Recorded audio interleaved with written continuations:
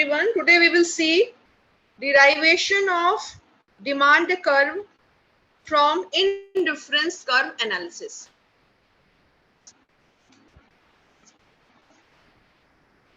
और price consumption curve.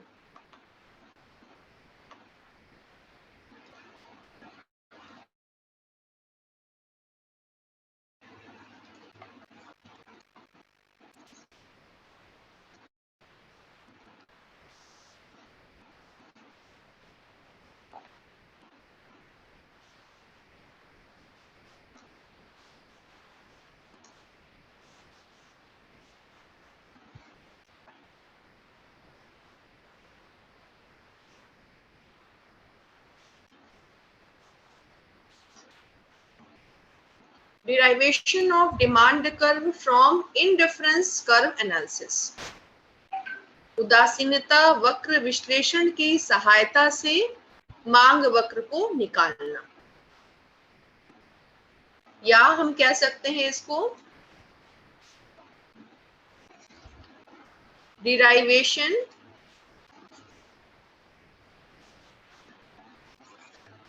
Demand curve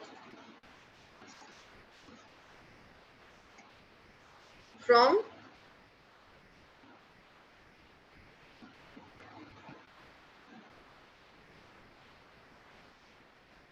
PCC,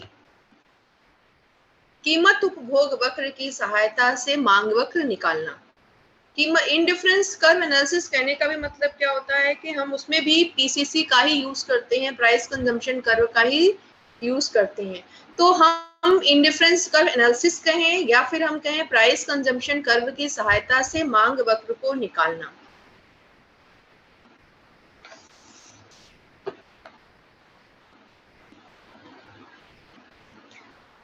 price consumption curve, कीमत उपभोग वक्र, it traces the effect of a change in price on the quantity demanded of a good. Price consumption curve क्या बताता है? Price consumption curve shows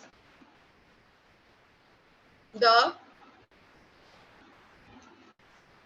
PCC, price consumption curve, traces the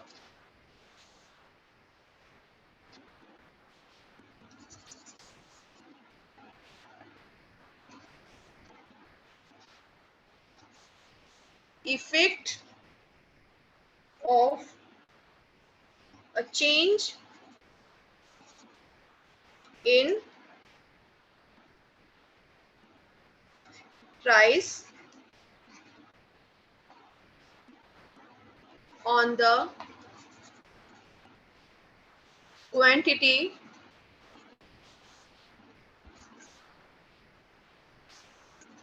demanded of a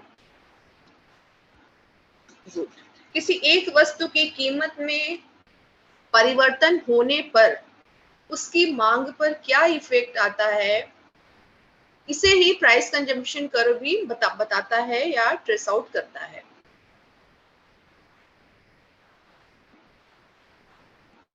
Though it does not directly relates to the quantity demanded. जब भी हम price consumption की बात करते हैं तो प्राइस कंजम्पशन कर्व या प्राइस इफेक्ट को देखते हैं, तो उसके अंतर्गत जो प्राइस कंजम्पशन कर्व होता है, कीमत उपभोग वक्र, प्रत्यक्ष रूप से किसी वस्तु की कीमत और उसकी मात्रा के बीच में संबंध को नहीं बताता है.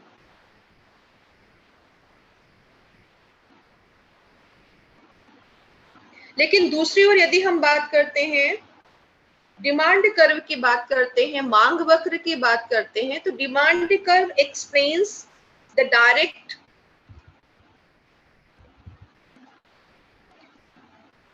explains the relationship in between quantity demanded and price explicitly.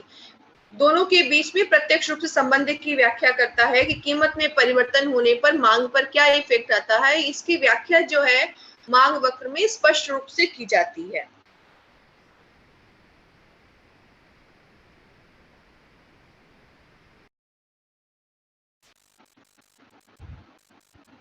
Demand curve भी जब हम ड्रॉ करते हैं, फॉर डिमांड कर्व हम क्या मानते हैं? For demand curve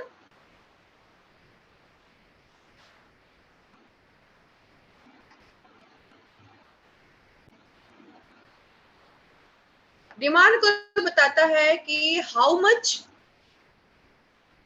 demand curve shows how much quantity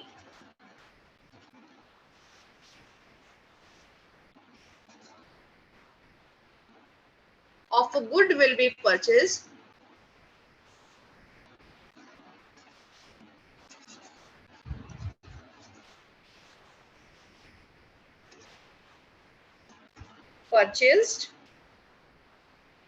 और डिमांडेड खरीदी जाएगी या मांगी जाएगी, परचेस्ड और डिमांडेड एट वेरियस प्राइसेस। मांग वक्र ये बताता है या दर्शाता है कि किसी वस्तु की कितनी मात्रा उस वस्तु की विभिन्न कीमतों पर मांगी जाएगी, जबकि assuming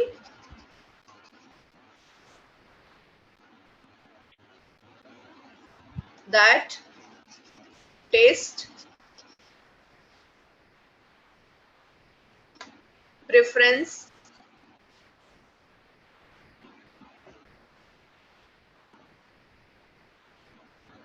and consumers income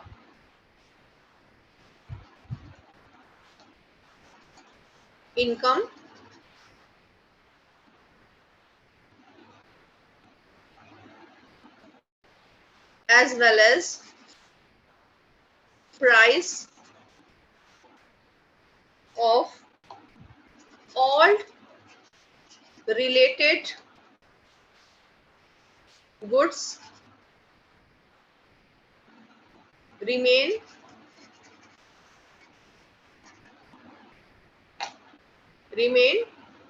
constant। मांग वक्र भी ये बताता है कि किसी वस्तु की विभिन्न कीमतों पर उस वस्तु की कितनी मात्रा खरीदी जाएगी, जबकि उपभोक्ता का जो टेस्ट होता है, प्रेफरेंस होता है, उसकी इनकम, साथ ही साथ जो अन्य वस्तुएं होती, अन्य संबद्ध वस्तुएं होती, उनकी कीमतों में कोई भी चेंजेस नहीं आते। केवल जो भी चेंजेस आते हैं वो केवल एक वस्तु की कीमत में आता है, और एक वस्तु की कीमत में परिवर्तन होने पर और अन्य बातों के स्थिर रहने पे हम मान के चलते अज्यूम कर लेते हैं कि अन्य बातों में कोई भी परिवर्तन नहीं होता है, चाहे वो कंज्यूमर की इनकम हो, उसका टेस्ट हो, उसका प्रेफरेंस हो, या फिर the prices of related goods. we assume that all these are constant when we draw the demand curve। Demand curve को ड्रॉ करते हुए भी हम ये मान करके चलते हैं।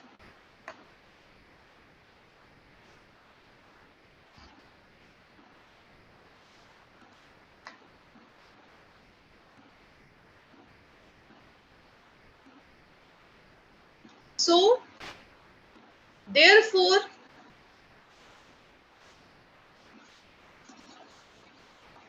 demand curve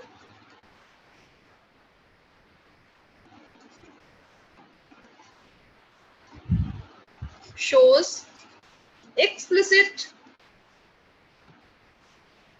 relationship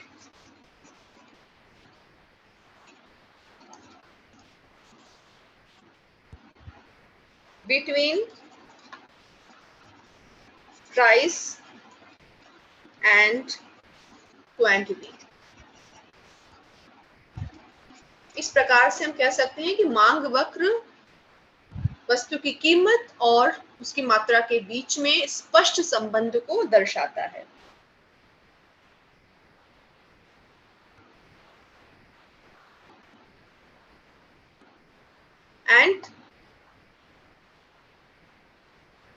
and with the help of price consumption curve,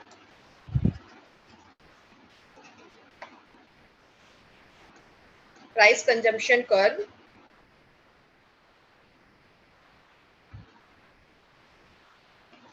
of indifference curve analysis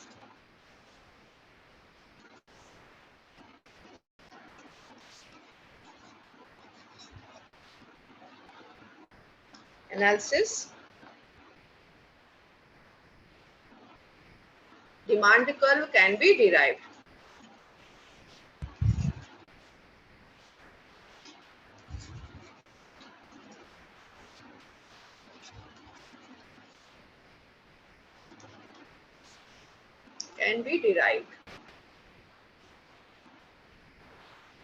तो हम जानते हैं कि मांग वक्र किसी वस्तु की कीमत और मात्रा के बीच में स्पष्ट संबंध की व्याख्या करता है, और हम इंडिफरेंस कर्व एनालिसिस के अंतर्गत जो प्राइस कंजम्पशन कर्व है उसकी सहायता से मांग वक्र को हम ड्रॉ कर सकते हैं।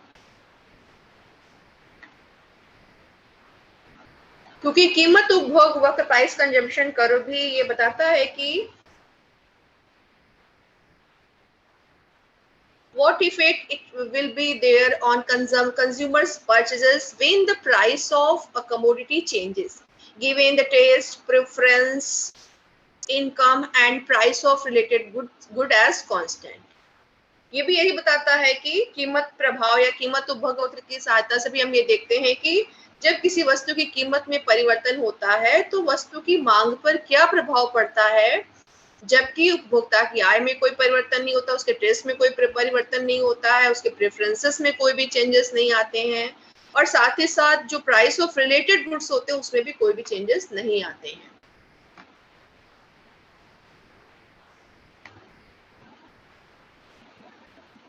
मान लेते हैं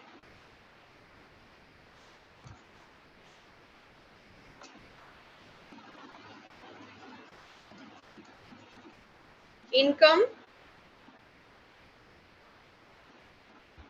या जो बजट है कंज्यूमर का, budget is equal to ₹300। Consumer का जो बजट है वो 300 के बराबर है, which he has to spend on goods, जिसे कि उसे वस्तुओं के ऊपर खर्च करना है।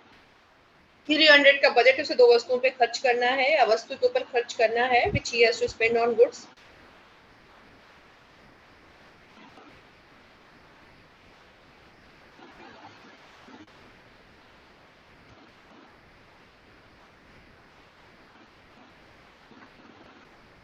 प्राइस जो है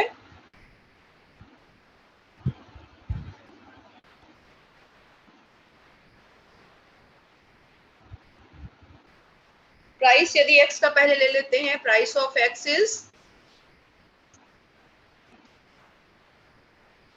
₹15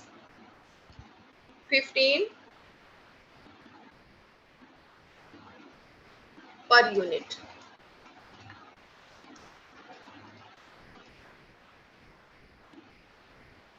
पर यूनिट प्राइस जो है 15 रुपीज है उसका।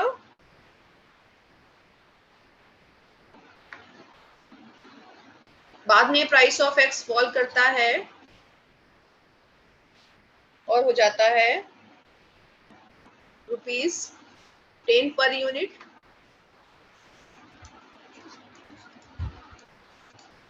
और प्राइस फॉल करता है, प्राइस ऑफ एक्स और फॉल करता है और रुपीज हो जाता है 5 per unit.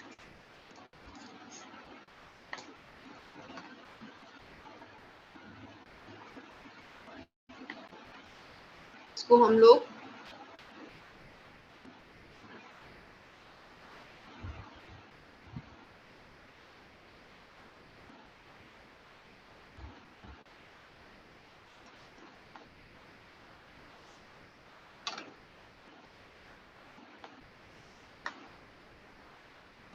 we can see OX axis, OY axis,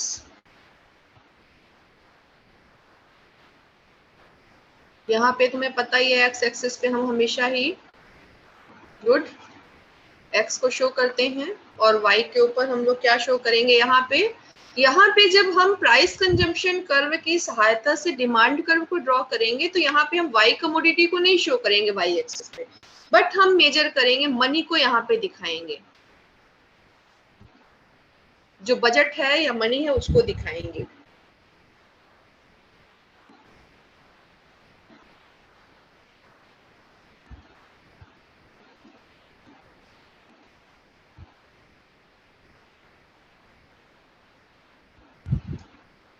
यहाँ पे हम डिफरेंस ले लेते हैं 40 का, 40, there after 80, 60,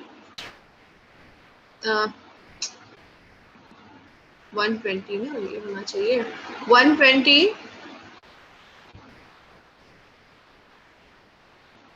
160, thereafter 200, 240, thereafter this will be 280 and this will be 320। और यहाँ पे हमें कमोडिटी को लेना होगा, बजट उसका पता है 300 का बजट है उसका। 300 में कितना कितना ले सकता है, हम 5 के मार्जिन पे यहाँ पे भी ड्रॉ कर लेते हैं। थोड़ा सा स्ट्रेट करना होगा, ये नीचे चला गया है ये।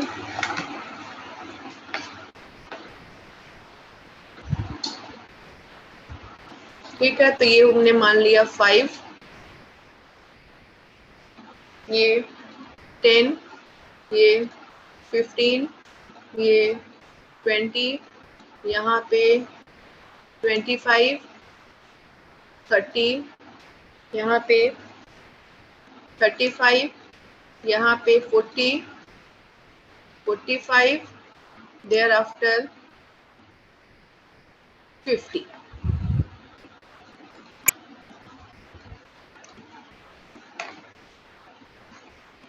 अब यदि कंज्यूमर जो है अपना सारा बजट कमोडिटी एक्स के ऊपर एलोकेट करेगा तो उसकी कितनी मात्रा ले पाएगा।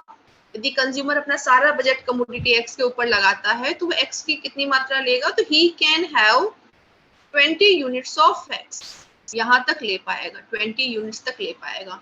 तो 300 का बजट है, मतलब it should be somewhere here, यहाँ से जाना चाहिए, बजट लाइन स्टार्ट होगी और ये यहाँ से ये यहाँ तक जाएगी। तो सारा बजट यदि वो अपना एक्स वस्तु को खरीदने में लगाएगा तो 20 यूनिट्स ले पाएगा।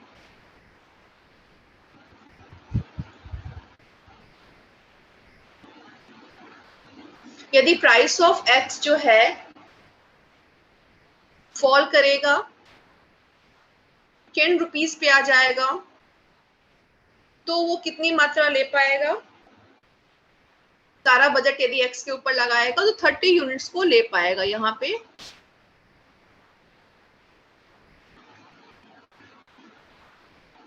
आना चाहिए 30 यूनिट्स पे। यदि और प्राइस कम हो जाता है, 5 रुपीज हो जाता है, तो कितने यूनिट्स ले पाएगा।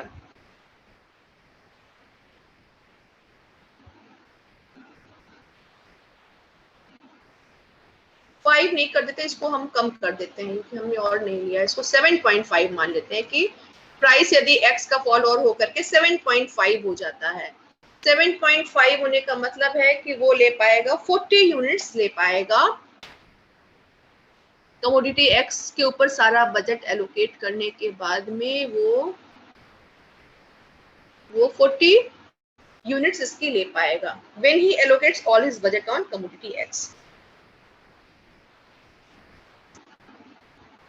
लेकिन जनरली होता नहीं है, इतना कंज्यूमर लेगा नहीं, क्योंकि यदि हम प्राइस कंजम्पशन कर्व को ड्रॉ करते हैं तो हमें 2 कमोडिटीज को ही लेकर के चलना होता है। वहां पे कंज्यूमर एक कमोडिटी नहीं लेता है, बल्कि वो अपना बजट जो है 2 वस्तुओं के ऊपर ही एलोकेट करता है।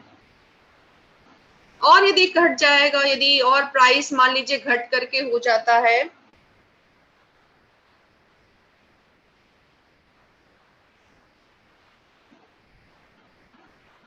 मान लीजिए घट करके ₹6 हो जाए, प्राइस ऑफ एक्स और फॉल करता है, ₹6 हो जाता है पर यूनिट, ₹6 प्रति इकाई।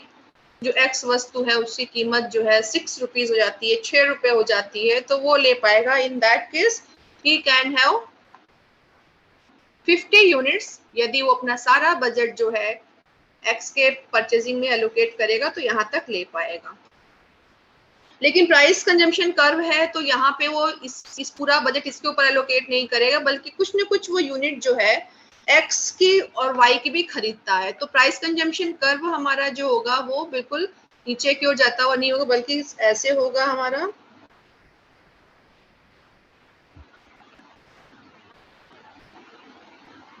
कुछ वो अमाउंट जो है वो इसके ऊपर एलोकेट करेगा, कुछ अमाउंट जो है वो y के ऊपर भी एलोकेट करेगा। इस प्रकार से हमारा जो पीसीसी होगा इस प्रकार से होगा, PCC will be somehow here.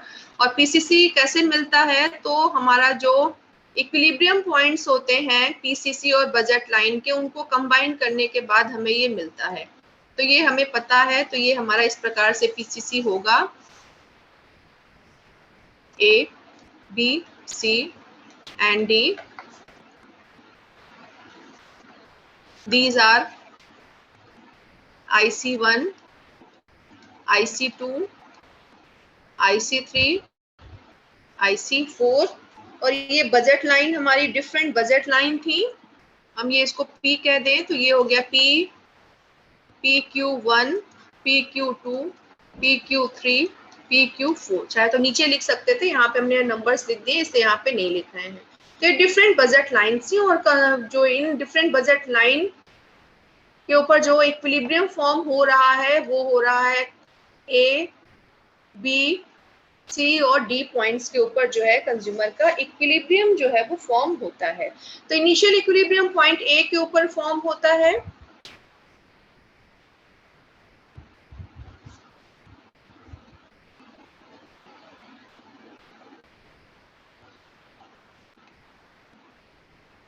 ये दिखाता है कि कंज्यूमर जो है कहीं ना कहीं कुछ न कुछ अमाउंट जो है वो वाई के ऊपर भी खर्च कर रहा है। लेकिन यहाँ पे we will not talk about the commodity, Y की बात नहीं करते हैं, क्योंकि डिमांड कर्व में हम एक ही कमोडिटी को लेकर के चलते हैं, दो वस्तुओं को नहीं दिखाते हैं। तो ये सम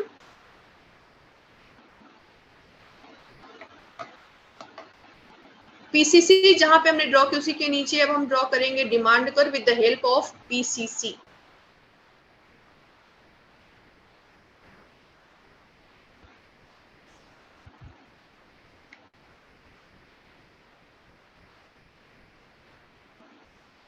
यहाँ पे हम हमेशा प्राइस लेते हैं, जब भी हम डिमांड कर्व ड्रॉ करते हैं तो प्राइस को शो करते हैं वाई एक्सिस पे, और यहाँ पे हम दिखाते हैं क्वांटिटी।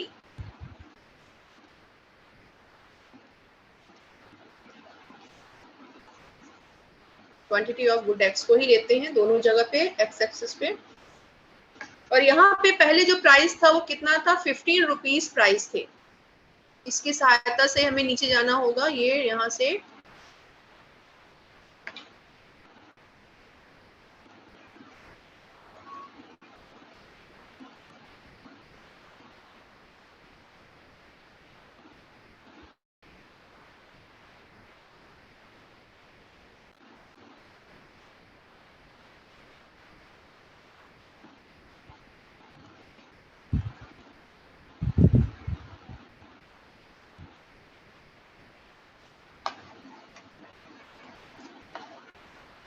पहले प्राइस हम मान लेते हैं ₹15 प्राइस है।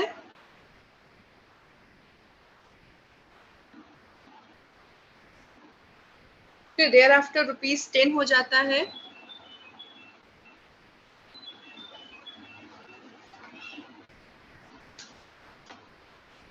टेन के बाद में 7.5 होता है।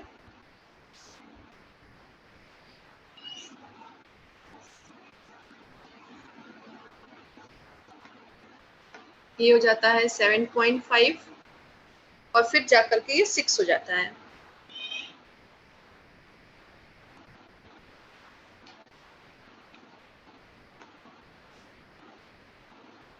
$6 पर यूनिट।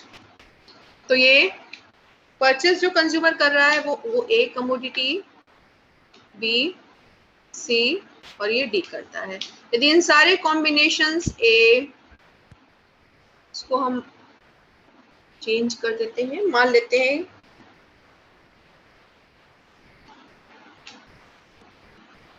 इसको मान लेते हैं कॉम्बिनेशन आर, एस, पी और वी। इन सारे कॉम्बिनेशन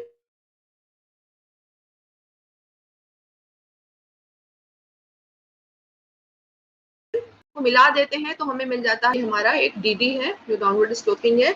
और डिमांड कर्व भी यही शो कर रहा है कि जैसे जैसे प्राइस फॉल करता जा रहा है कंज्यूमर एक्स वस्तु के पहले से अधिक मात्रा खरीदता जा रहा है। जहां 15 रुपीज प्राइस होने पे वो ओएम मात्रा खरीद रहा है, जब प्राइस फॉल होकर के ₹10 पर यूनिट हो जाता है तो वो ओबी मतलब पहले से और अधिक मात्रा खरीदता है। और प्राइस जब ₹7.5 पर यूनिट हो जाता है तो वो ओसी मात्रा खरीदता है which is greater than the earlier quantity which he has purchased. और प्राइस 6 पर यूनिट होने पर वो ओडी मात्रा खरीदता है। तो ये दिखा रहा है, ये डाउनवर्ड स्लोपिंग डिमांड कर्व दिखाता है कि जैसे जैसे प्राइस फॉल करता जाता है कंज्यूमर पहले से अधिक मात्रा परचेस करता है।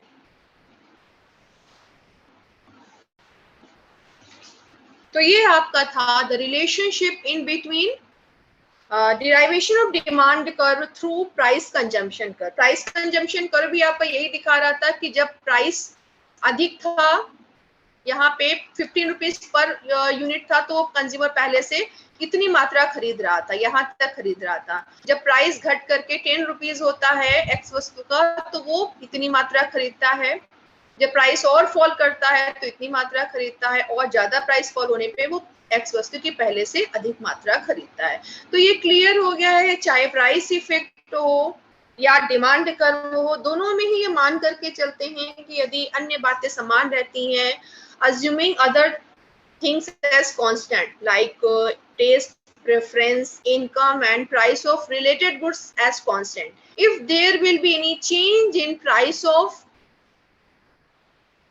one commodity, what effect it will have on the purchases of consumer, consumer की खरीदारी के ऊपर क्या असर पड़ता है। तो डिमांड कर्व ये बताता ही है कि there is always a inverse relationship in between price and quantity demanded. When price increases, quantity demanded falls. When price falls, the quantity demanded increases. तो ये आपका derivation था of demand curve through price consumption curve.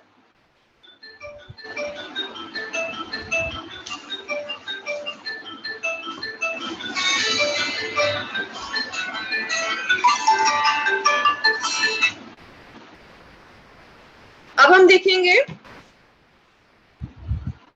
Breaking up of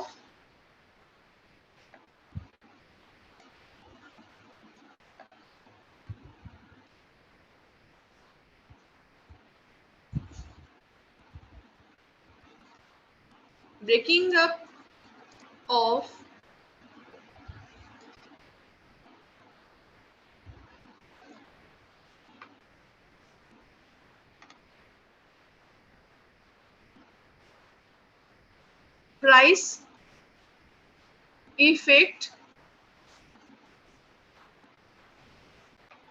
into income and substitution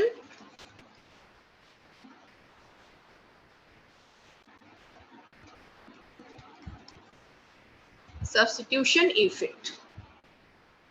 कीमत प्रभाव को आय प्रभाव और प्रतिस्थापन प्रभाव में बांटना। कीमत प्रभाव को आय प्रभाव प्रतिस्थापन प्रभाव में बांटना। पहले इसको देखेंगे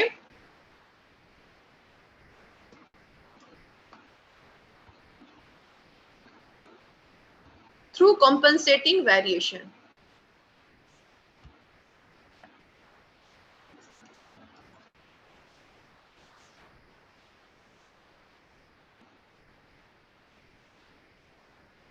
क्षतिपूरक प्रभाव के द्वारा इसको हम देखेंगे, जो कि हिक्स ने दिया था उसके थ्रू हम इसको देखेंगे। कीमत प्रभाव से आय प्रभाव और प्रतिस्थापन प्रभाव को ज्ञात करना या उसको अलग करना।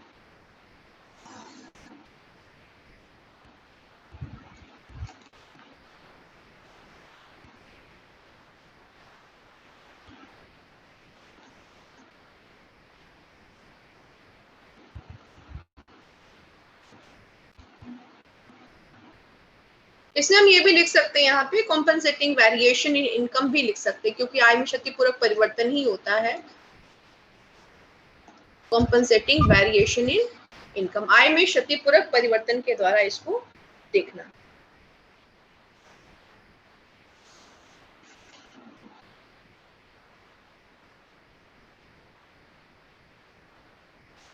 तो कैसे देख सकते हैं?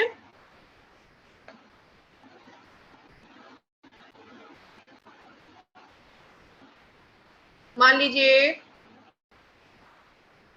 नॉर्मल प्रकार की वस्तु है, एक्स और वाई दोनों ही नॉर्मल गुड्स हैं, सामान्य प्रकार की वस्तुएं हैं।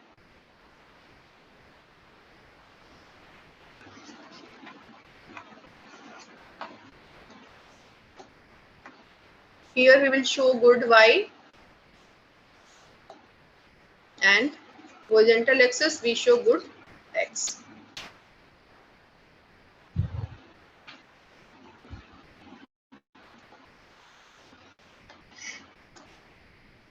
This is PQ is the initial budget line.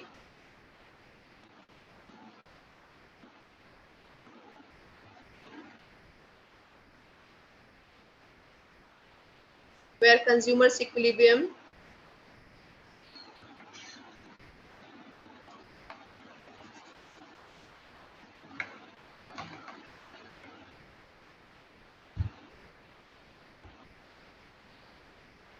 takes place 8 point, this R पे ले रहा है, R के ऊपर कंज्यूमर का इक्विलिब्रियम होता है, जहां पे indifference curve IC1 budget line PQ1 are tangent to each other. यहाँ पे कंज्यूमर जो है X वस्तु की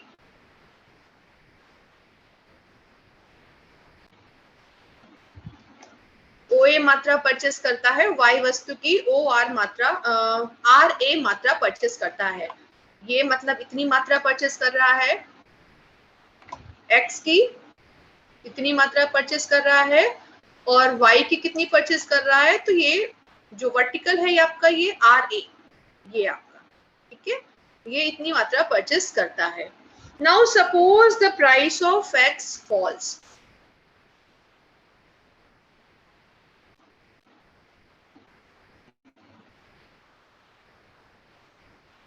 Now suppose the price of X falls, what happens? The budget line shifts outward, extends outward. budget रेखा जो है बाहर की ओर extend हो जाएगी और ये हो जाएगी, it will be PQ2. Budget रेखा बाहर की ओर निकल करके PQ2 हो जाती है और ये शो करती है कि there is increase in real income और purchasing power of the consumer. जब भी प्राइस फॉल होता है तो कंज्यूमर की जो वास्तविक आय होती है, रियल इनकम होती है या उसकी जो क्रय क्षमता होती है, परचेजिंग पावर, वो इंक्रीज करती है।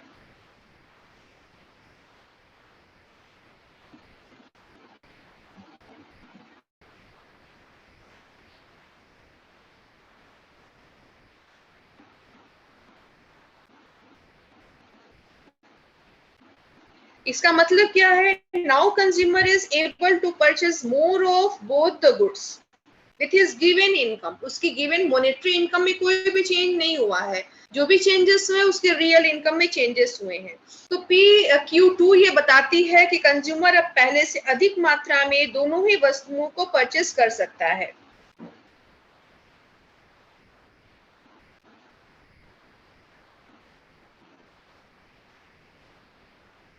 अब उसका नया इक्विलिब्रियम कहाँ पे फॉर्म होगा? तो उसका जो नया इक्विलिब्रियम फॉर्म होगा वो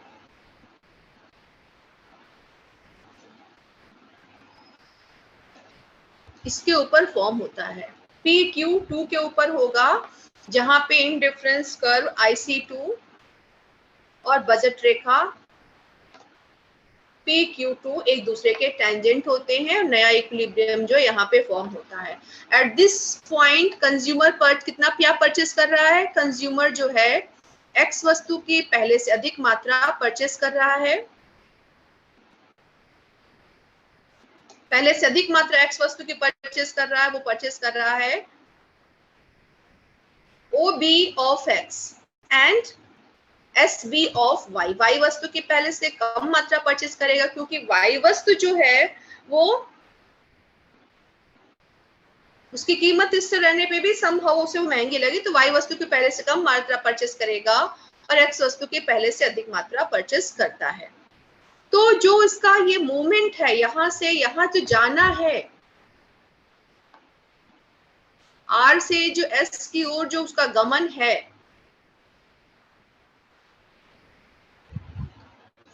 ये प्राइस इफेक्ट को शो करता है।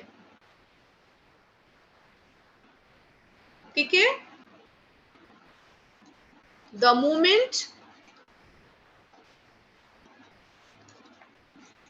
From R to S shows price effect.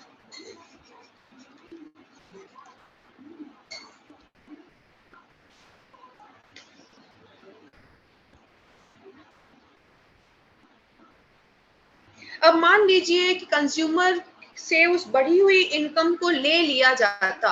Sanjana, मेरी आवाज आ रही है? Yes ma'am. ओके, यदि उस बढ़ी हुई इनकम को कंज्यूमर से ले लिया जाता through compensating variation in income, आय में क्षतिपूरक परिवर्तन के द्वारा, जो कि कल मैंने बताया था, हिक्सियन सब्स्टिट्यूशन इफेक्ट ने बताया था, यदि उससे बढ़ी हुई वास्तविक आय जो रियल इनकम में जो भी इंक्रीज हुआ है उससे कॉम्पनसेटिंग वेरिएशन इन इनकम के थ्रू ले लिया जाता है, तो consumer will be forced to on the same indifference curve IC1। तो ऐसी स्थिति में क्या होगा, कंज्यूमर मजबूर हो जाएगा कि वो अपना केवल चॉइसेस में चेंज करे, but he will be forced to be on the same indifference curve. Same indifference curve मतलब है IC1 पे रहने के लिए मजबूर हो जाएगा कि वो उसी IC1 के ऊपर ही वो रहे।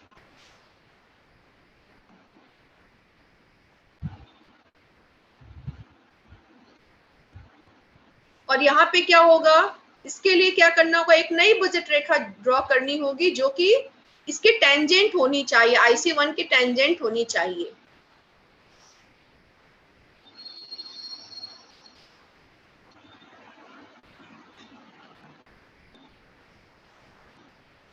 तो ये यहाँ पे टच नहीं कर रहा, ये टेंजेंसी पॉइंट जो है वो यहाँ पे है, इसका हमें कट करने से मतलब नहीं है, टेंजेंसी पॉइंट देखना है। तो यहाँ पे दिख रहा है कि आपकी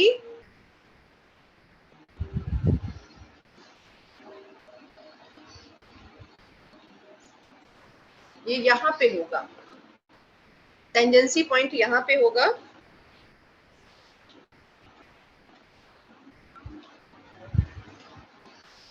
तो उससे यदि बढ़ी हुई इनकम को कंज्यूमर से कॉम्पनसेटिंग वेरिएशन इन इनकम के थ्रू ले लिया जाता है, तो उसका नया इक्विलिब्रियम जो फॉर्म होगा और टी पॉइंट के ऊपर होगा और सेम इंडिफरेंस कर्व के ऊपर होगा, जहां पे एक नई बजट रेखा MN और इंडिफरेंस कर्व IC1 एक दूसरे के टेंजेंट होते हैं।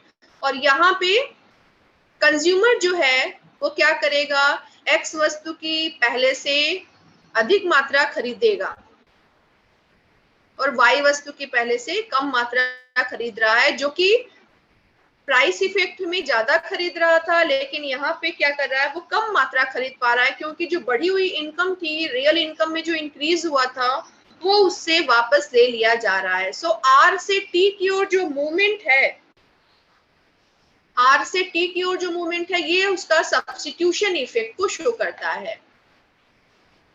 R to T substitution effect को शो करता है, क्योंकि Hicksian substitution takes place on the same indifference curve. तो यहाँ पे क्या होगा, बस वो क्या करेगा, अपना एडजस्टमेंट में चेंजेस करेगा। वो इसलिए करेगा क्योंकि बढ़ी हुई इनकम को तो उससे ले लिया गया है, लेकिन वो क्या करेगा, महंगी वस्तु जो Y है वो कम खरीदेगा और सस्ती वस्तु जो X है वो ज्यादा खरीदेगा। अब यदि मान लीजिए उससे बढ़ी हुई इनकम को उसको वापस कर दिया जाए, जो उसकी इनकम में, रियल इनकम में इंक्रीज हुआ था due to fall in the price of X. So what will happen?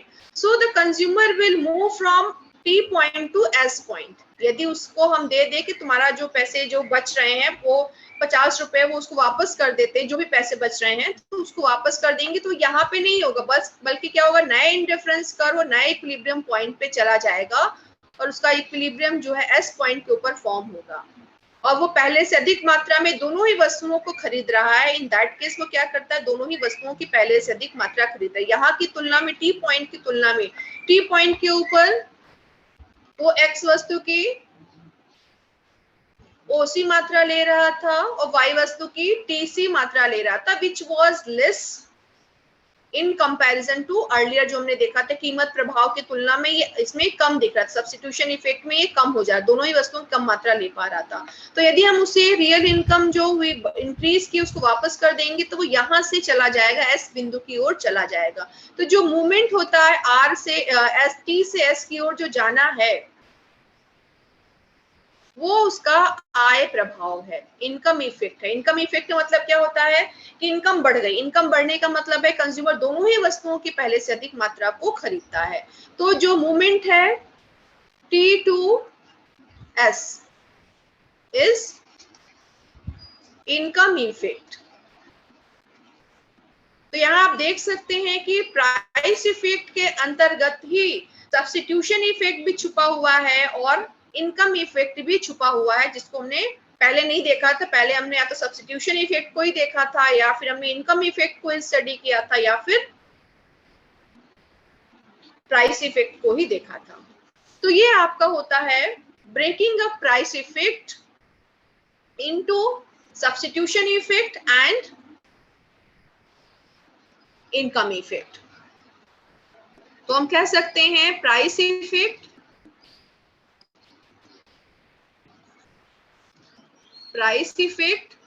is equal to income effect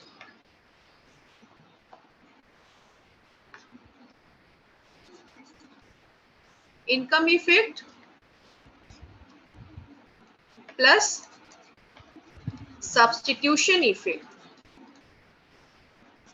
दोनों ही प्रभाव इसी के अंदर होते हैं, income effect plus substitution effect. Price effect is equal to income effect plus substitution effect. तो income effect क्या था, प्राइस इफेक्ट था आर से एस की ओर जाना हमारा प्राइस इफेक्ट था। इनकम इफेक्ट क्या था, एस टी से एस की ओर जाना।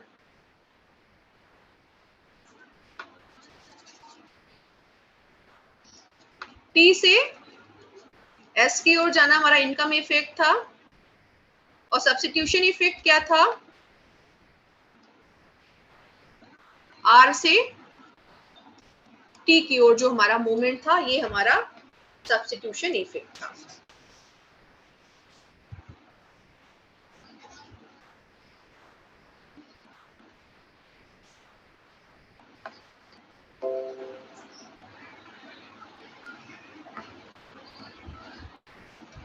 यस अब पूछिए, यदि डाउट्स हैं तो आप लोग पूछ सकते हैं।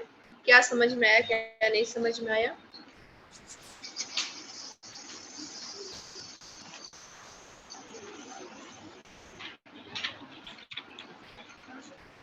मैम ये जो ब्रेकिंग अप वाला है एक बार फिर से इसको बता दीजिए। ब्रेकिंग अप कहने का मतलब क्या होता है कि प्राइस इफेक्ट जो होता है, प्राइस इफेक्ट में ही हमारा कीमत प्रभाव में हमारा आय प्रभाव और प्रतिस्थापन प्रभाव भी जुड़ा हुआ होता है। क्योंकि यदि प्राइस चेंज होंगे, यदि कीमत घटती है, कीमत घटने का क्या इम्पैक्ट आता है कि हमारी जो खरीदने की क्षमता है या हमारी जो रियल इनकम है, वास्तविक आय बढ़ गई है। वास्तविक आय इसलिए बोलते हैं कि यदि मैं बाजार में 300 रुपए लेके जा रही हूँ तो 300 रुपए मेरे हाथ में रहेंगे, 400 रुपए तो हो नहीं जाएंगे, लेकिन मॉनेटरी इनकम तो हमारी 300 रुपए ही है। लेकिन यदि हम बाजार में जाते हैं, प्राइस कम हो जाता है तो हमारी खरीदने की क्षमता जो है, किसी वस्तु को जो खरीदने की जो क्षमता है, पावर है या रियल इनकम है, वो बढ़ जाती है। तो उस रियल इनकम के बढ़ने पे हम क्या कर सकते हैं, हम ये कर सकते हैं, पहली चीज हम ये कर सकते हैं कि पूरा हम उसको खर्च कर दें, जो भी हमारी इनकम बढ़ रही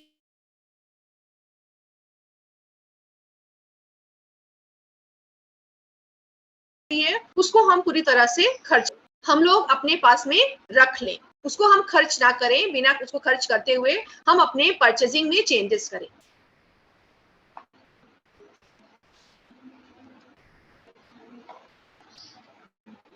तो यहाँ पे क्या दिखाया गया था, यहाँ पे दिखाया गया था कि मान लीजिए कि इनिशियल इक्विलिब्रियम दिखाया गया था, पॉइंट आर के ऊपर दिखाया गया था, जहां पे कंज्यूमर एक्स वस्तु की ओए मात्रा खरीद रहा था, मान लेते हैं कि 10 यूनिट्स है, और ये जो दिख रहा है ये 20 यूनिट्स है, और ये सी जो दिख रहा है ये 15 यूनिट्स है। ठीक है, ये दिख रहा है कि पहले जो एक्स वस्तु की वो कितनी मात्रा ले रहा था, 10 यूनिट्स को परचेस कर रहा था, और वाई वस्तु की बताने की जरूरत नहीं, वाई वस्तु की आर ए मात्रा वो खरीद रहा था। अब यदि एक्स वस्तु की कीमत में कमी हो जाती है, एक्स वस्तु की कीमत में कमी का प्रभाव क्या होगा कि उसकी बजट रेखा दाहिनी और बाहर की तरफ खिसक जाएगी। बजट रेखा दाहिनी और बाहर की तरफ खिसकने का मतलब क्या हुआ है कि एक्स के रिस्पेक्ट में उसकी जो परचेजिंग पावर है वो बढ़ गई है। क्यों एक्स के रिस्पेक्ट में हम बोल रहे हैं, क्योंकि मान लीजिए 300 रुपए लेके जा रहा था, ये आपका 300 रुपए को शो कर रहा है, ये आपका 300 रुपए शो कर रहा है। वाई वस्तु की कीमत जो है वो 15 रुपीज है,